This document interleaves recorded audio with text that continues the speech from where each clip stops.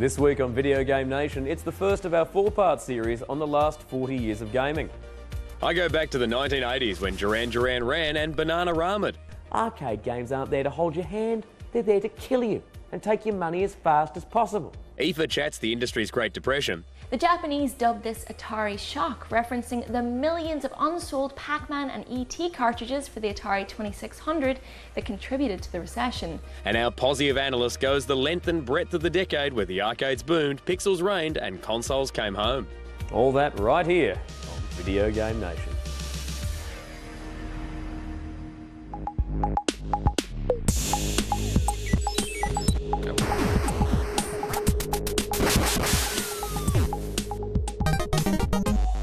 Hello television friends, hi Def, high five. The 1980s, gaming's great foundation decade. Almost every genre, every piece of tech we have has an origin somewhere in the 1980s. And in today's episode, we're going to count down the top 10 most influential games of that decade. Not the best. Don't go running to Twitter with your knickers in a twist and your fingers set to kill. This is the 80s. The only way to get your voice heard is to release a charity single or get shot trying to escape East Berlin. So, 10 games that set the trends and changed the world. If you were there when the war was cold and Atari was hot, get ready for nostalgia. If you weren't, welcome to when games didn't need plots, patches, expansions, multiplayer, DLC, online co-op, campaigns, microtransactions or wireless. They just needed pills?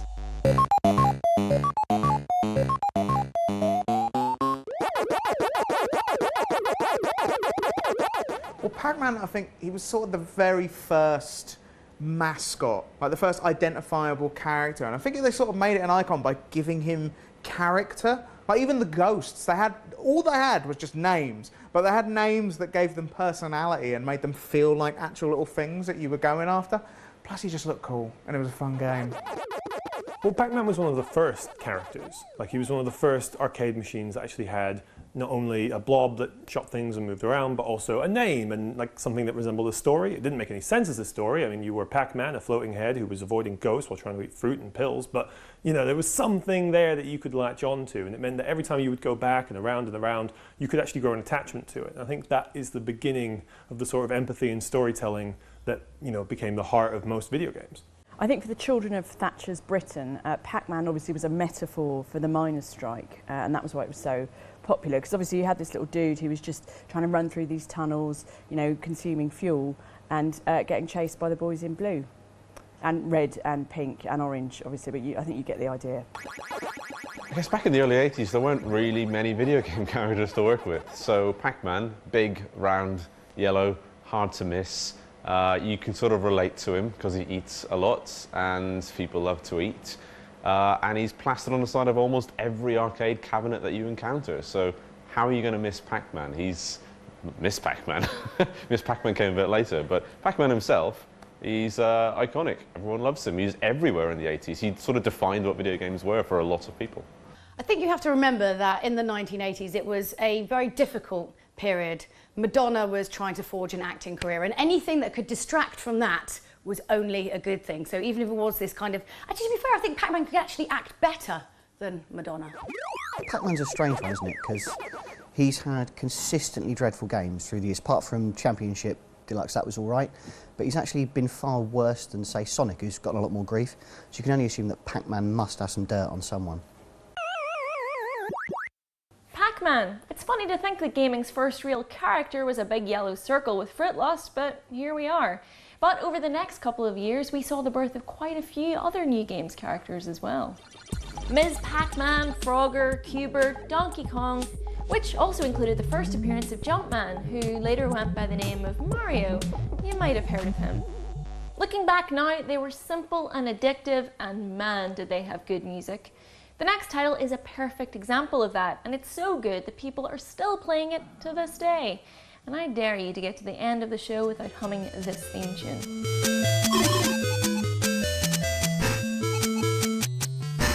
Tetris was probably, it was the system seller Tetris for the Game Boy. So like, it got to the point like where it was the Tetris machine for a lot of people, and I think it was one of the first mass market, almost like a crossword or something like that, where people just understood, this is a puzzle I can get, and this is the machine I need to do that, cool. I would argue that Tetris was actually the first truly mainstream game, by which I mean it was the first game that like your mum would play. Like your mum was never going to go in the front room and switch on the Mega Drive, but if you left your Game Boy lying around, there was a good chance your mum would pick it up, play Tetris, you know, and next thing you knew it'd be 10 o'clock and you had no tea. I don't think there were many games before it that had such an element of like actual tension and drama from something as inevitable as just gravity. One of the reasons why it kind of transcended beyond a lot of other games was that it's always really difficult to fit things in the boot of a car, and here along came this game that taught us how to put things together and how to slide that ladder in and that really awkward shaped L, you know, coffee table. It was bigger than video games. It was something unto itself, and it just took the world absolutely by storm. It made really what should be boring games fun, didn't it? Because it was just blocks falling, which the games were much better than that, but somehow they got away with it. They got away with it and convinced people that puzzles were better than action games. I don't know how they did it, but yeah, it's all right.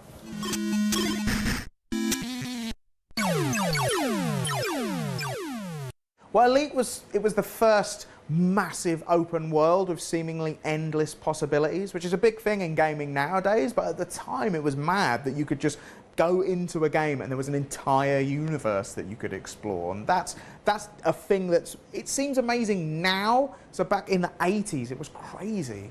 Elite does stuff that games today don't do. It has ambitions that games today don't have, and you see with things like No Man's Sky and Star Citizen and even Elite Dangerous, that, you know, the latest follow-up to it, that even now we're still yearning for this idea of something so free. And even the idea of freedom in games, the idea of sandbox games, like even stuff like Grand Theft Auto, all kind of stems from this feeling of like, here's a universe, just go and do what you want. I think Elite was the first game that explored the idea of freedom within a video game. This, you know, until then it had all been very linear and side to side and, you know, top down, and this was the first game where we got to sort of go, wow, you know, we could go anywhere and we could do anything. Of course that was nonsense because it was the 80s and it was actually limited, but it was the first game to capture that sense of freedom at least. It showed that games could be more than scrolling from left to right, dying when you fall on spikes. It was showing that games could be something immense, open, broad and beautiful. I don't think Elite's been influential enough for my liking. Like, that was, back in the 80s, they managed to fit 8 galaxies on a single floppy disk with loads of room left. Whereas these days, I live out in the country, so the broadband's not great. If they update a game now, it's like 3-4 gig. I've got to leave my console on overnight to download that. If they had the modern attitude to efficient coding back then that they've got now, we'd have run out of plastic for floppy disks.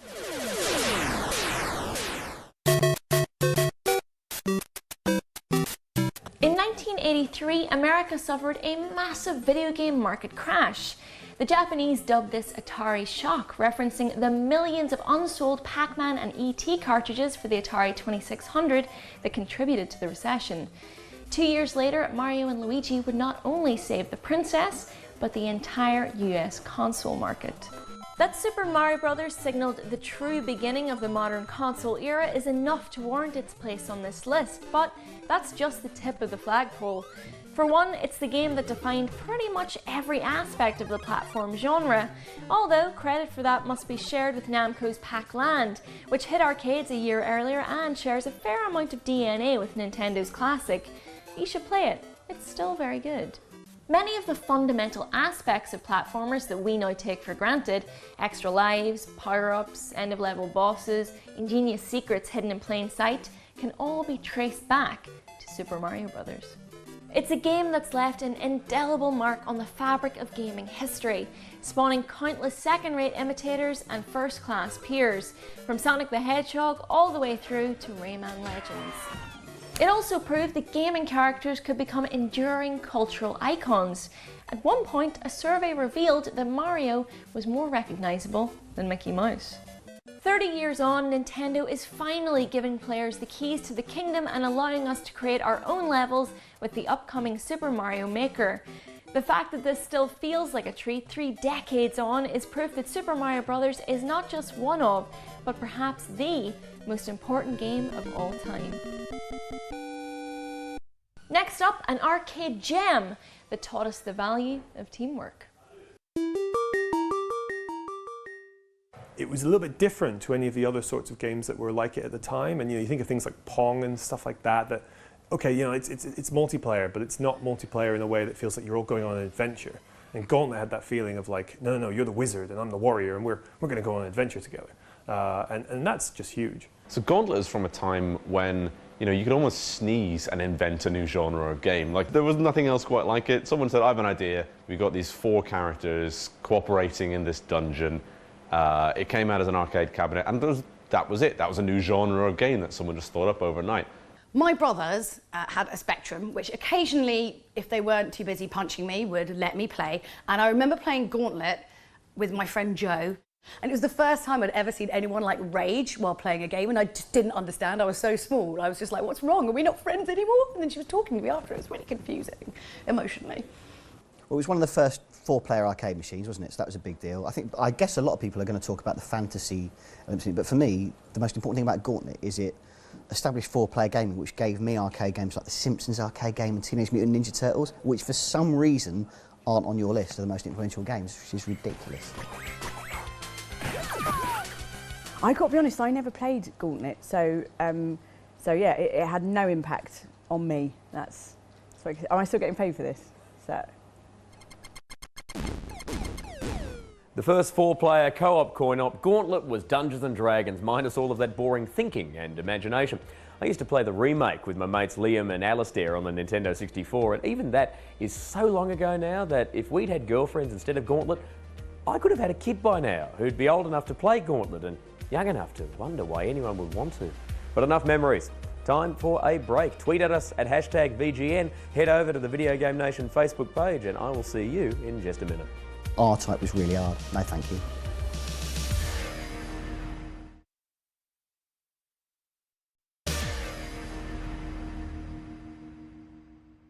Welcome back. For me, the big thing about 80s gaming was just how hard it was. Now, we're currently used to console games that hold your hand like you've just suffered brain damage.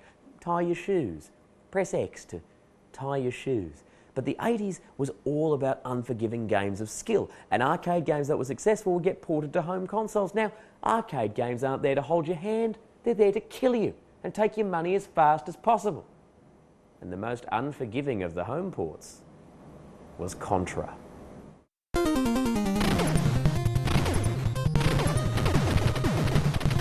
So Contra is like your classic side-scrolling 2D shooter. It's, you play as like a guy with a big gun, you're running around the jungle fighting aliens. You play as a guy called Lance Bean, who is just the best sounding action hero ever.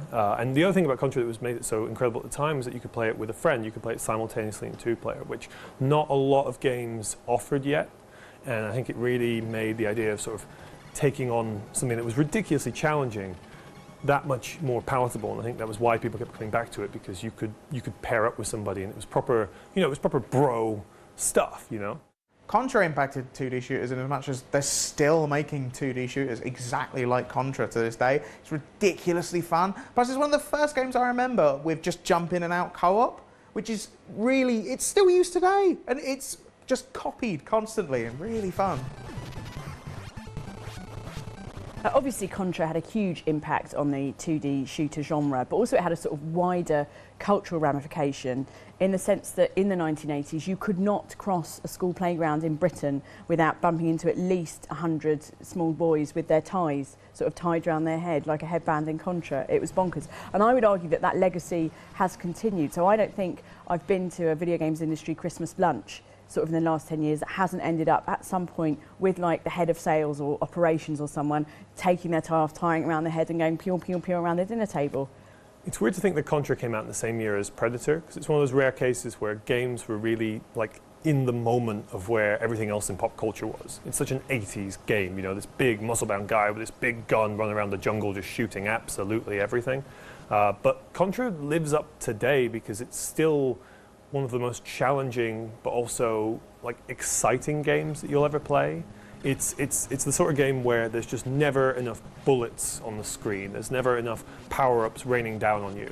It's as if you took like just this can of energy drink and you just downed it in one. It was just like, Contra! And you just, you go nuts.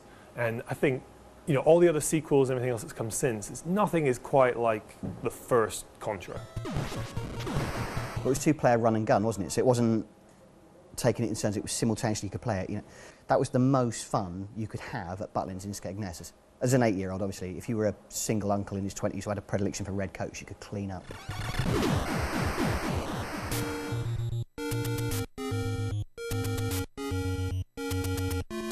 It's hard to really understate the impact that the Legend of Zelda series has had on gaming. Sure, it's a simple story that we're all pretty familiar with now due to the fact that every entry to the Zelda series has been a variation on it, but really the franchise has always been about more than Link, Zelda, Ganondorf, and Cuckoos. It's about adventure and excitement and wonder, a swashbuckling experience that you can enjoy whatever your age.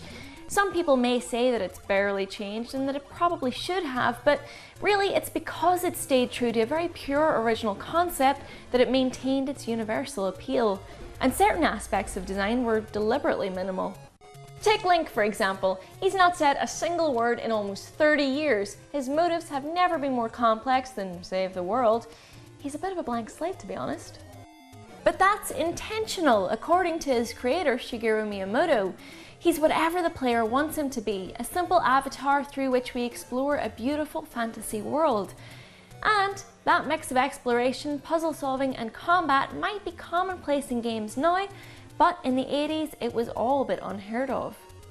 But then that's the 80s all over for games. One minute you're escaping ghosts or chucking barrels, and then the next you're uniting the Triforce or piloting a space fighter and shooting up aliens. You know how it is.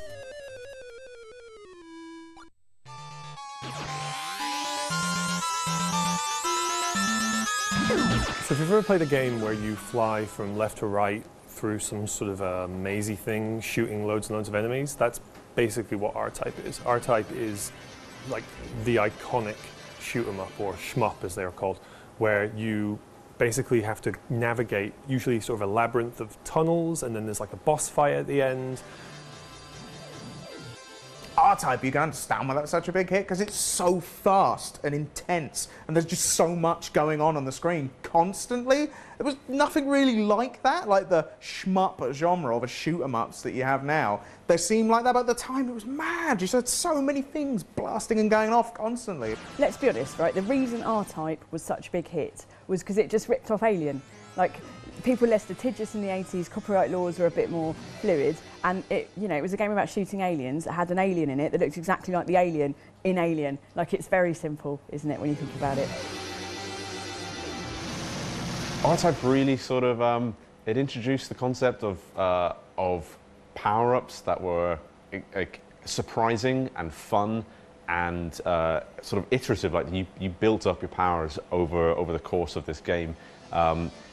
It also introduced it was one of the most stylish side-scrolling shooters. It showed that it wasn't all about just mechanics, even though the mechanics were rock solid, but also it was beautiful, it was big, it was hectic and explosive, and it showed that games can be artistic as well as mechanically sound.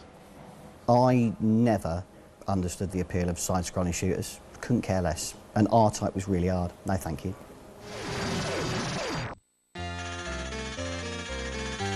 Game on our list proves that the challenge of defending Earth from an evil alien empire is absolutely nothing compared to keeping the crime rate down and building an efficient transport network.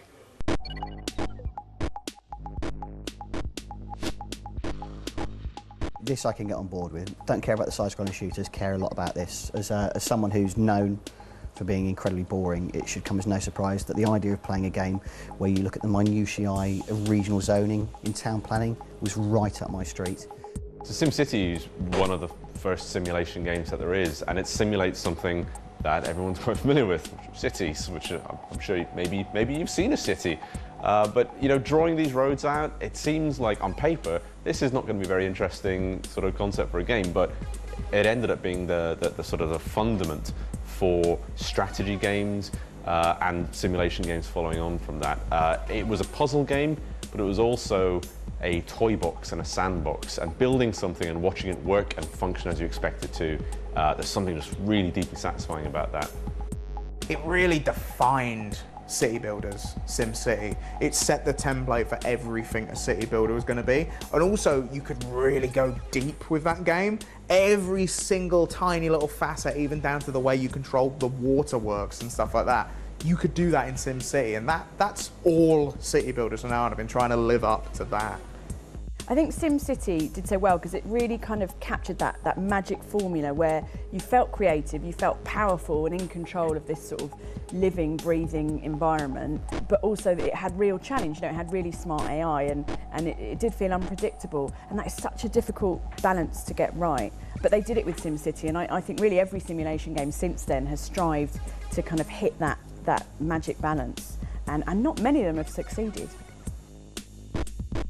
Well, what's crazy when you play SimCity, I mean, it looks pretty awful by today's standards, but everything that makes SimCity SimCity is there. You know, you've got your zoning, which can separate areas into residential, industrial, or commercial, and then you've also got the fact you can lay down roads, you can lay down power supplies, you can alter the tax, and there's even the disasters, so there's like storms and even monsters that will interrupt your city, which is kind of the fun and kind of quirky element that's existed not only in the rest of SimCity, but also The Sims and everything else that Maxis have ever made. I think SimCity was a really important title, mainly because we tend to moan a lot about things going wrong in life, and SimCity just shows how quite tricky it is to manage a lot of things all at once. And you sort of feel moderate sympathy for anyone who has to kind of run any kind of transit system or pipes, because things can suddenly happen. Suddenly there's a UFO that could totally ruin your day. It's just these kind of things happen. It was also one of the games that I first ever really seriously cheated, and I mean crazy cheated, because the cheat code was Pawn Tips Gars Ardo. That's how much I cheated. It's however many years later and I still remember it. And I remember cheating because it was a cheat code to get extra money, and then all of a sudden the game became really boring because you could do anything. And I was like, maybe cheating isn't the way, Julia. Revolutionary idea, but there you go.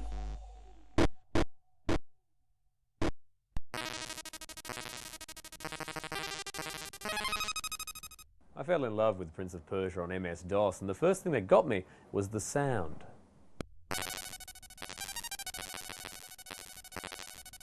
Out of the speakers came strange Persian music, then the clang of a grate falling down, and you were in the game. Of course, the best noise was the beautiful sick click the spikes make when they pierced the prince's chest. Then there's the animation, rotoscope by Jordan Mechner, which was so fluid and believable.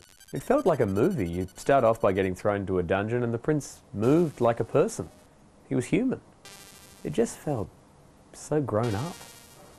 Really, it's a cinematic adventure. You see it in Uncharted now. The game starts with you in a situation. Nathan Drake starts hanging from a train, dangling from a cliff. The prince gets white pyjamas and a grate. It was a simpler time. Eventually, Jordan Mechner took his love of rotoscoping and made The Last Express, the cinematic mystery game where your actions could change the storyline. So there's even a bit of a link from Prince of Persia to Telltale's Game of Thrones games. And of course, there's the spikes, which are still great. That's it for the 1980s, the era when gaming went boom, bust, and depending on what sound card you had, bloop. Next week, get ready for censorship and Hadoukens, because we're going to talk about the 1990s, the era of turtles, hedgehog cynicism, and Michael Jackson's slow transformation into an action figure you wouldn't let near your children. Did you enjoy our list? Tweet at us at #VGN, visit the Video Game Nation Facebook page, and I will see you next week. Chevy Chase, Lorraine Chase. Who's your favourite Chase? Mine's the American one, the Chase USA, tonight at 10:05 on Challenge.